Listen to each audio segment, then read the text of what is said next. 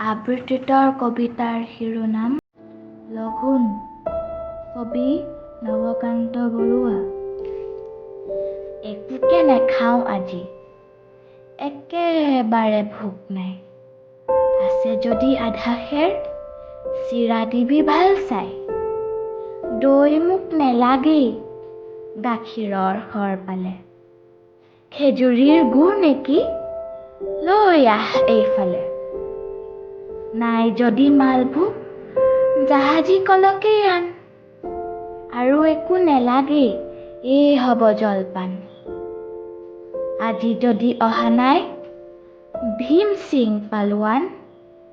তাৰ বাবে ভাজি থোৱা দুটামান আলু আন।